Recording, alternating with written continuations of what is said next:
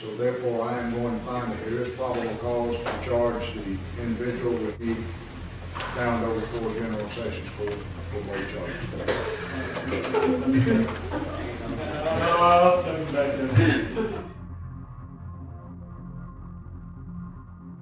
What's going on, you guys? My name's Ty Knotts, and welcome to Top 5 Unknowns. 5 teenagers' reactions to prison sentences. Number 5.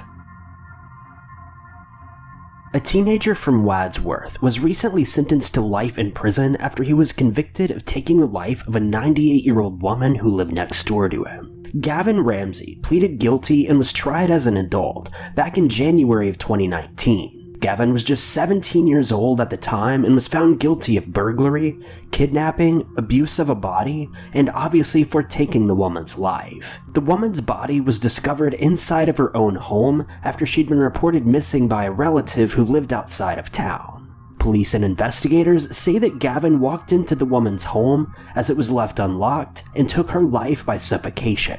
He then took her body and placed it in a closet and covered her up with clothing that was found nearby. He then proceeded to take her wallet, leaving her there to be discovered by police several days later. He was quickly linked to the attack, arrested, and sent to trial. His case was concluded and he was sentenced in less than a year's time. Gavin, as a 17-year-old boy, can engage in treatment. He can engage in programming. The defendant sat stone-faced the entire time, except when his mom spoke. He's loyal to a fault. He's compassionate. And this thing that we're sitting here discussing is not who my son is. I don't care how much you want to pluck out evil facts. That's not my son. I'm so sorry for what I did. And I constantly live in regret and shame because of it. Number 4. A teenager from Washington pleaded guilty to taking the life of his friend in July of 2018. Adrian Sawyer was just 16 years old at the time of the attack, which had allegedly escalated after he and a friend had been in an argument. A machete was later recovered from the crime scene, and the victim's mother later spoke up in court, stating that her 15-year-old son was only a week away from his 16th birthday. The mother pleaded with the jury and judge, requesting that Adrian be locked away for life. The judge reached out to Adrian for a comment, asking if he would like to reply to the mother's pleas. Adrian simply said, "I'm alright." He was then promptly sentenced to 20 years to life in prison and is not expected to ever make parole. He currently resides in a prison cell in New York. Pleading guilty to murder for killing Maverick Bowman, his friend, who was about to turn 16 years old. The two had been drinking and partying on July 26th at Maverick's grandmother's house in Putnam. When Maverick fell asleep, Adrian grabbed Maverick's phone, took pictures, and then grabbed a machete, stood over his defenseless and unknowing body, and slit his throat. Tried to cover up the crime by dousing the body with lighter fluid and then lighting it. Number 3. A 17-year-old named Jacob Morgan was arrested after he allegedly set fire to a home while a 14-month-old baby was inside. He was charged with abuse in addition to the charges against the child's life. He pleaded guilty in court and was given 10 years for unlawful conduct, 15 years for setting the fire, and 5 years for the allegedly unintentional taking of the child's life. According to Jacob's parents, all he ever wanted was a brother, and his parents insisted that the fire was a complete accident. Though regardless of this, the court system disagreed. His mother says that the charges placed against him are utterly tragic, though she says that she knows her son will emerge from prison stronger than he ever was before. According to his stepfather, none of the family would have attended his court proceedings if they believed that there was any chance that he was guilty. His mother recalled a time when he phoned her at work, sobbing and screaming because one of his newborn kittens was sick and he feared it would die. She said she refused to let any prosecutor or law official look her in the eye and say that her son is capable of taking another person's life, let alone his defenseless child of a brother. Investigators largely seem to have agreed that both the fire and loss of life was a complete mistake, though Jacob was sentenced to prison regardless. He's expected to serve about 20 years before being eligible for early release or parole. The now step we take is set a fire in the bedroom where the child is in the crib sleeping. A burn pattern that goes from underneath that child towards the door of the bedroom that is caused by likely something. It's a significant burn pattern as he described it. It could have been alcohol, it could have been something else that gets consumed by the fire, but a significant burn pattern shows that there is something significant and intentional. And at that point, to start fire in that room is needless, and to walk away, not trying to extinguish that fire, and immediately starting another fire in the living room. And then to claim it's an accident, that it got out of control, that's an extreme recklessness, and that's intent, that's maliciousness, that's a definition of malice. And he's walked away from the fire that just lit in another room with a small baby, walk into the front room, light that fire, and then leave the residence standing outside watching it burn till it becomes too much to go back to. That's malice. And so malice is here on both counts, because all that murder requires is malice of forethought and what fascination required to watch that burn, knowing that that child was in there that was going to die, and not calling 911, not saving that child when he could have, and not having started the fires in the first place. He has to take responsibility. And so there's much more here than probable cause. So I ask the court to find probable cause on both charges in this case. All right, thank you, Ms. Thompson.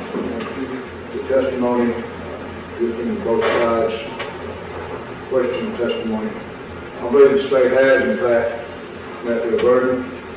So therefore, I am going to find that there is probable cause to charge the individual with the found over for General Sessions Court for late charges.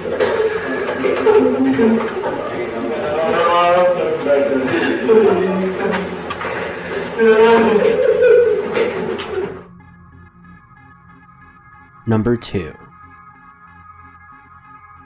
A teenager named John R. Freeman was referred to as a disgusting animal after he took the life of a 5-year-old girl while she was visiting her great-grandparents near Niagara Falls. The boy was sentenced to a total of 22 years, which was the absolute maximum punishment the judge could give. The teen apologized profusely in court, looking directly to the young girl's family.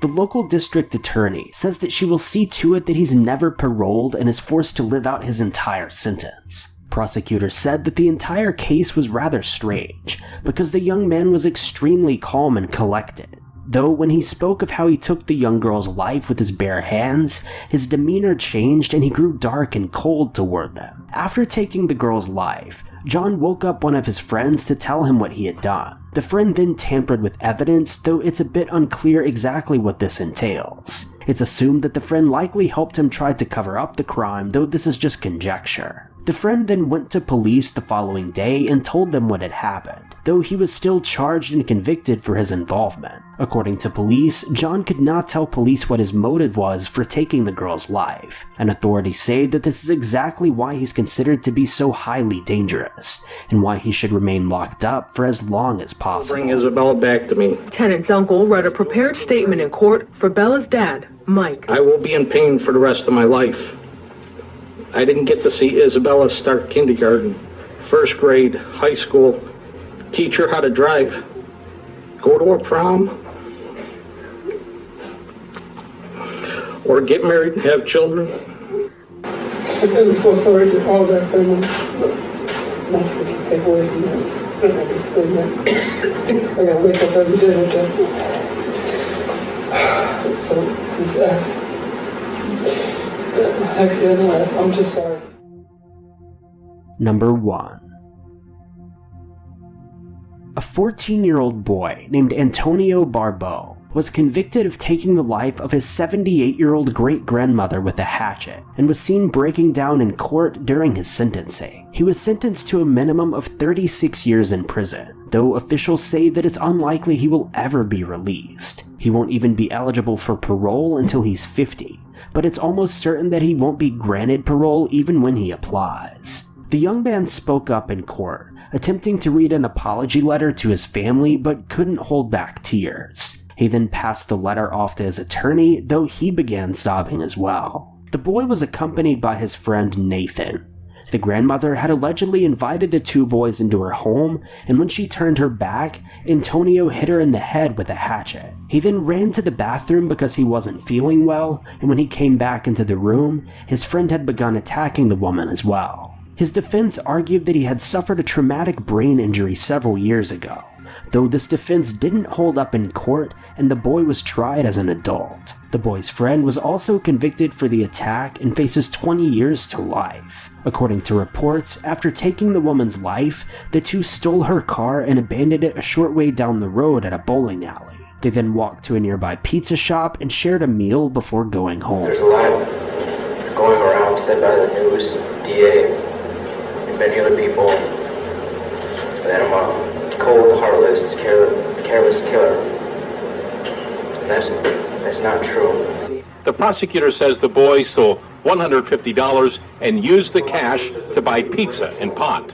Has this crime indeed divided your family? Yeah, sure has. It sure has. Big time.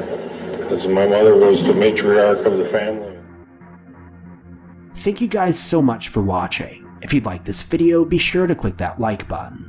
Also, don't forget to subscribe and click that notification bell to keep updated with our videos.